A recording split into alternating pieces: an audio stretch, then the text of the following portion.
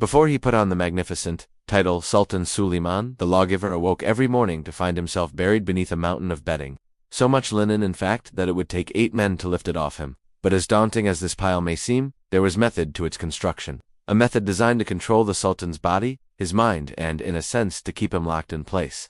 You see, the room and the very fabric that surrounded him had been meticulously prepared the evening before, all according to the laws of both science and religion. Not only was the Sultan's bedding designed to keep him warm in the cold Istanbul winters, but each piece held a sacred meaning in Islamic theology. Even the placement of the Sultan's below was an act of worship, as it was positioned to ensure that his head faced Mecca when he prayed. And when he slept, the Sultan was fully aware that his very survival could depend on the rituals that surrounded him, for as soon as he was tucked in, a team of janissaries stationed outside his door would begin burning the bedding from the bottom up, consuming each sheet until only a small one remained between him and his wife. Why? Well, once the Sultan had finished his ablutions, each cloth would be tainted by his impurities, and couldn't risk being used again. It was a sign of great honor to be buried beneath the Sultan's bedding, a sign that one had shared in his divinity. But the privilege came at a cost, because the Sultan's sheets were infused with his own dead skin cells. Sweat and urine, it was believed that they were cursed, and anyone who handled them would suffer terrible misfortune, even death. As the Sultan drifted off to sleep, his advisors argued about doctrine and theology in the courtyard below, their voices echoing through the vents and mixing with the Sultan's breath. He lay in his specially designed bed, shaped like a large rectangle, made of wood imported from Lebanon, and covered in fine linen. There he would pass the hours between sunset and sunrise, a period considered forbidden, because it was the time when Satan roamed the earth and tempted men. To ensure the Sultan's purity, the walls of his bedroom were painted red, the color said to ward off evil spirits. Each night he slept in a different hand-woven silk and cotton nightshirt, so that when the morning light hit his skin, it would glow gold, a color reserved for the Prophet Muhammad. No expense was spared to keep the Sultan healthy and safe, with teams of cooks preparing food to replenish his strength and eunuchs guarding against assassination attempts. All the while, official record-keepers chronicled every aspect of the Sultan's nocturnal habits. They recorded his mood, any aches or illnesses, his urination habits, and even his bowel movements. At dawn, a eunuch would bathe the Sultan's feet in water, scented with musk and amber, before gently tickling his nose with a feather, so that he would sneeze exactly twice. Then, after a servant recited verses from the Quran to ward off evil spirits, the Sultan was allowed to rise from his special bed, which, by the way, was angled at 58 degrees relative to Mecca. That angle was crucial. You see, the Sultan could not face Mecca directly while sleeping because the Kaaba, Islam's holiest shrine, was located there. To do so would be blasphemous. But he also could turn away completely for fear that he'd be caught off guard if attacked. Therefore, the Sultan's bed was built to ensure that he slept with one eye open, quite literally, as it provided him with a clear view of his chamber's entrance without compromising his safety. And let's not forget, the Sultan wasn't just an ordinary man. He was seen as the earthly representative of Allah, a vessel through whom God's will was carried out. As he prepared for his ablutions, scholars would stand by to ensure that he performed his prayers correctly, lest he commit any missteps that might be perceived as irreverent.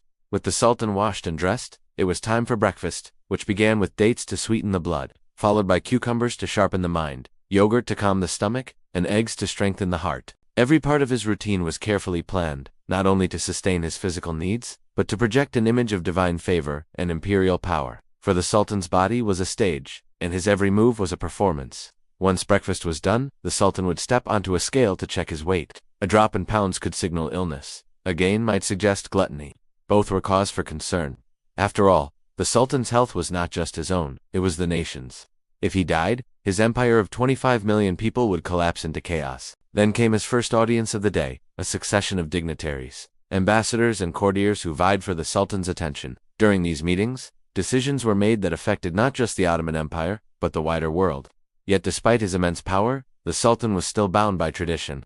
He could not sit down until his guest had taken a seat. He must pour his own coffee from a special silver pot and offer it with 2 hands to his visitor. After receiving visitors, the Sultan would read official correspondence. Each letter was opened and read aloud by a scribe, so that the Sultan could dictate his response, crafting replies that often took hours to complete. But even this important task was fraught with restrictions. The Sultan could only write in black ink, never in red, which was reserved for blood, and he could only use a reed pen, never one made of metal or bone, lest he damage his fingers. Around midday, the Sultan would leave his palace for the mosque or the hunt, perhaps riding in a golden chariot, pulled by white horses, or strolling through the gardens in his finest robes, surrounded by sycophants and flatterers. Everywhere he went, the Sultan projected power. His very presence commanded respect and obedience. But this was not just a show for the public. The Sultan's elaborate displays of wealth and authority were also meant to remind his own officials of their place. By showcasing his absolute power, the Sultan asserted his divine right to rule, thereby legitimizing his authority in the eyes of his subjects and courtiers alike. Upon returning home, the Sultan would wash himself again, this time in preparation for Friday prayers.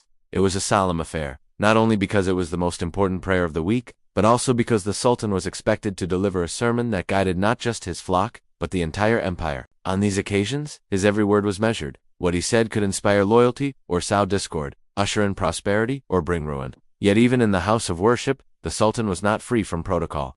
He could not pray without facing Mecca, and must read from a specially prepared Quran that had its pages sewn together in a particular way. Once the prayer was finished, the Sultan would return home and eat cucumbers to aid digestion and prevent illness. Then it was time for more visitors, this time members of the clergy who discussed theology and philosophy, reminding the Sultan of his duty to uphold justice and protect the weak. Finally, the sun began its descent, and the Sultan prepared for the evening prayers. Once again, he had to face Mecca, and he had to recite specific prayers, each one carrying its own weight in religious law. After prayer came dinner, a lavish spread of Middle Eastern cuisine, including fruits, vegetables, spices, nuts, and sweets. The Sultan, however, was allowed to eat only 3 things: cucumbers, watermelon, and cabbage, to keep his body clean. Following dinner, the Sultan would retire to his inner chambers, a series of rooms filled with divans, sofas, and cushions where he would rest before it was time to sleep again.